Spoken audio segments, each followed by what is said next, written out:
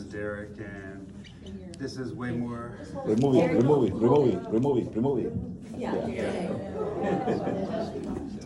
And so this is way more people than I'm used to speaking in front of. So we're friendly. I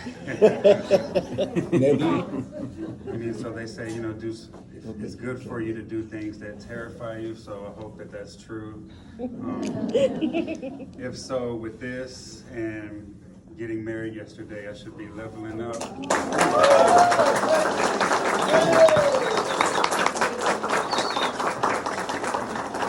that lucky girl? She's here.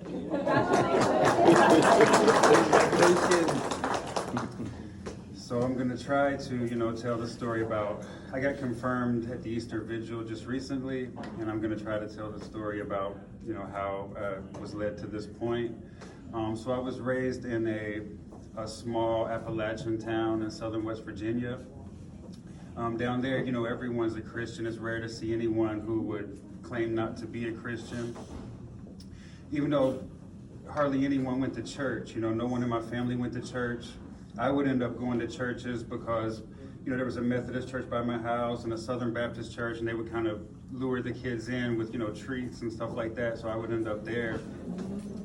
But I always, believed in God. I never even had a reason to question it. And later on, I went into the military. I was there for 4.5 years, and once I got out, I ended up in this region of the country.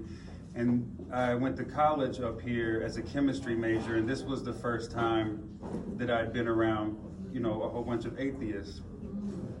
So, and these were the type of people that would kind of make fun of you for claiming that you believe in God. So I kind of spent a lot of my time, gathering ammo to debate with these people, and I would watch a whole bunch of debates between, Richard Dawkins and believers and stuff like that.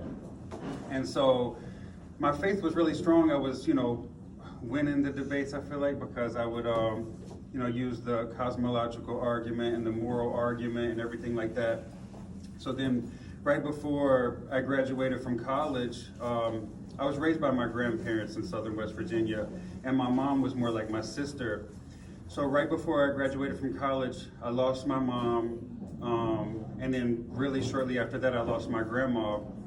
So then I was in this, I went through an existential crisis. When you lose the people who are closest to you, you kind of first realize what the word never really means, I'm like, wow, I'm never gonna see these people. So I kind of went down a downward spiral. I kind of was just thinking about what would happen once I die, and we're all going towards our doom, and everything was just all sad. This lasted for years. I would pray to God, and there was just no answer, so I was just sad every single day. And I would try to just pick myself up, and pretend to be happy, around my family and stuff like that, until one day it got really bad, and I basically gave up. And this prayer was different. I told God, I give up. I don't know what else to do.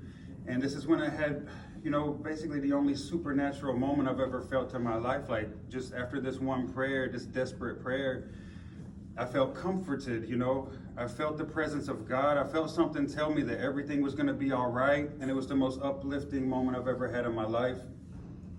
For days after that, everyone I talked to, all I could talk about is how I found God, And so after that happened, I wanted to study the Bible, and I still was, around atheists and stuff like that. And they would kind of try to dispute my faith by saying Bible stuff, and I wasn't able to argue with them about Bible stuff. So my plan was to read the Bible from beginning to end, and I had that plan several times, and I never actually did it. So I just read Genesis a whole bunch of times. And so every time they would, come at me with some Bible thing, I'd be like, oh, I dare you to bring up Genesis. But once, my belief in God became really strong, I was trying to just decide which was the correct church. And I was kind of, not on the Catholic side, and my debates that I would follow kind of changed from, atheist versus Christian to interreligious debates. and I was kind of always on the side of the Protestants. Dr. William Lane Craig, I always loved him. And then all the questions that I had about the Catholic Church, basically, they were just easily answered in every single one. And that's 5 minutes, but that's how I ended up as, I think that's pretty much.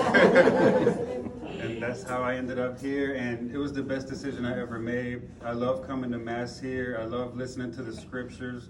I actually feel something every time that I come, and I learn so much just being in this community. And thank you guys for having me.